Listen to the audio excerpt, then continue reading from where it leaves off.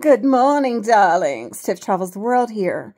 So, as you see, I've been going through a small dilemma with the Maasai warrior who said, after speaking to me at his job at length, which was literally 5-6 minutes, and making a video, that his boss had fired him.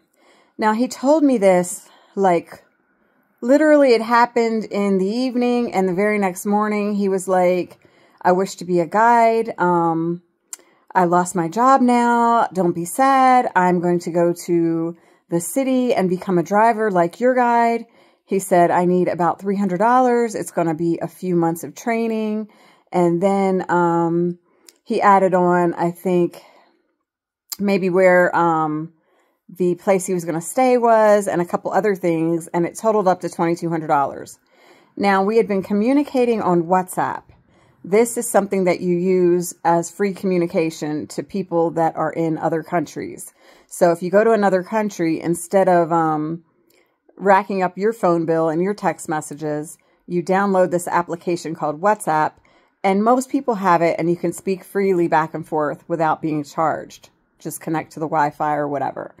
Anyway, so I left. I was very distraught. I actually made a couple purchases in that store because the guy was so nice and walking me around and explaining things to me and also saying, hey, let's do a video and, you know, just talking about the Maasai tribe. He was also the one that told me he had a fake tooth in because I don't know if you've been doing the reading before this video of mine.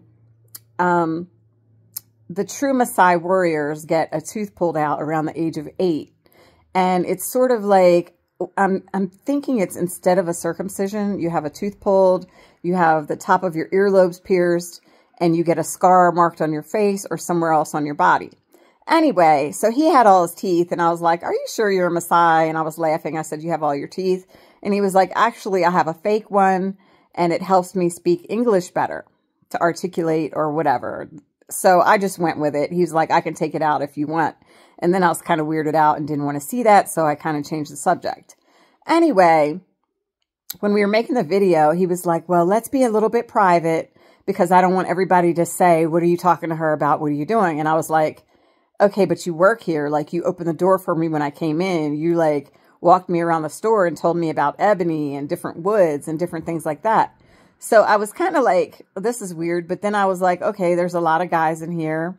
Maybe there'll be someone that's a hater or jealous. So I was just like, okay, I went with it. Bought a few things in there. Hoped that he would make some kind of commission because he was the one that took me around. I honestly don't even normally buy stuff. So I feel like I made the purchases to try to help him. You know what I mean? Anyway, so like I said, he said that he was fired for talking to me. And he was going to go on and I shouldn't mind. I shouldn't be so upset because he's going to become a driver now and a guide, and it was all good. And hopefully I could help him with some of the expenditures. Now, mind you, when I first heard about him being fired, I was truly on my own thinking, this is horrible. I need to talk to his boss. And if that is such a thing, I was going to say, well, what does he make for the rest of this month? And maybe help with that level because I didn't think it could be, you know, very much money. So I was like, okay, I'll figure this out. I'll tell the boss that, you know, what we were talking about, that everything was cool. So I told my guide what happened, and he was like, that's not a normal thing to happen, but I don't know. He said it doesn't sound normal. So then what's funny is I made friends with another Maasai at another gallery along the way, and him and I did a video, and we're jumping around having fun, and he seemed very nice. He wasn't trying to push anything on me. Didn't ask me any more questions, just was just nice, like, come back if you want to. Like, it was genuinely, like, no, like, sneaky, like, oh, I'm going to get in trouble. So I think that was where the guy was setting me up, like, oh, I'll get in trouble if we hang out, but I'm doing it anyway. Like, it was already setting me up, okay? So then he writes all this stuff that he needs the $300 for the school, this, that, and the other, and it ends up being $2,200. And I'm like, this is like, they must just think that we're totally rich. And we have, like, no other expenses than to give money away. Anyway, I'm glad that you guys have had other stories happen to you. And you can see worldwide where people are being conned by African people and other people from other countries. Now, I won't say don't trust any of them, but be aware, be leery, know that they're out there and know that they have a good game. And the reason it's easier for us to give to them is because we see the way the country looks, and it's like it's impoverished. I showed y'all the gas station. Everything about it just looks so different than what we're used to. So it pulls on your heartstrings. It's not that I'm stupid or anything like that. It's just when you see how the people are living and there's chickens running around and, you know, they're not all in a normal house, it's hard not to believe that they would want something better for themselves. And they probably do. But so I don't know if I'm mad about it or if I'm just understanding, like you want to get out of your situation. But guys, we have to be aware and be leery. And most of my friends on here are. And y'all were already like, don't give him nothing, leave him alone, ignore him, blah, blah, blah.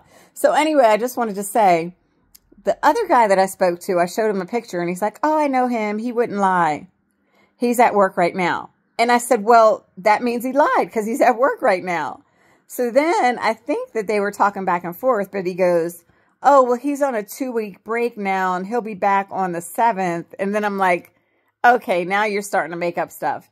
Then how this conversation ended was, well, can you please not tell your guide because then he'll get fired?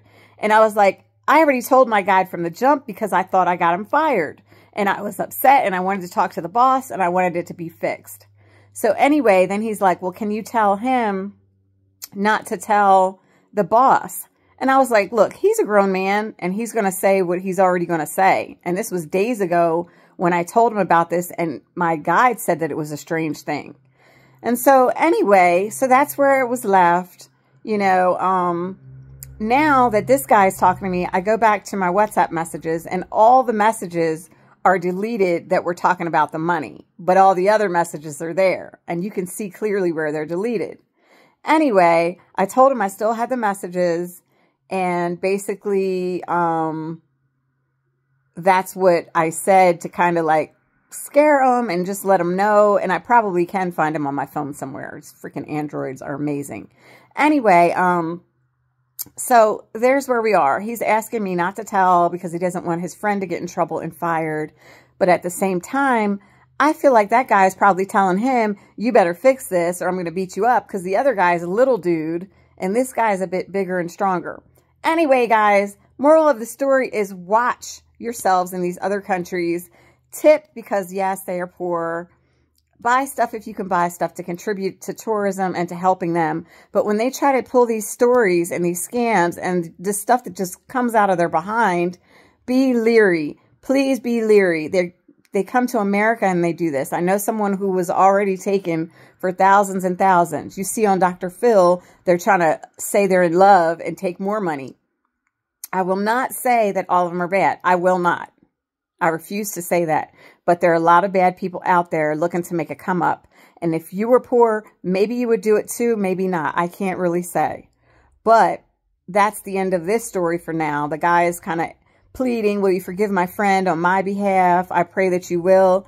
I forgive him. Like, I don't really care. Even if I had given him some money, I still wouldn't have cared because obviously whatever's making you do this, there is some kind of necessity there. But anyways, that's where I am right now. What do you guys think? Should I tell the driver to push forward? So should I contact the gallery or should I just leave this alone? And I know the next person that comes along is probably smarter than me because most of y'all picked up on it. But what if they're not? So I'm kind of like, one thing wants me just to walk away from the whole thing. But do you guys think I have a responsibility to push forward? Let me know.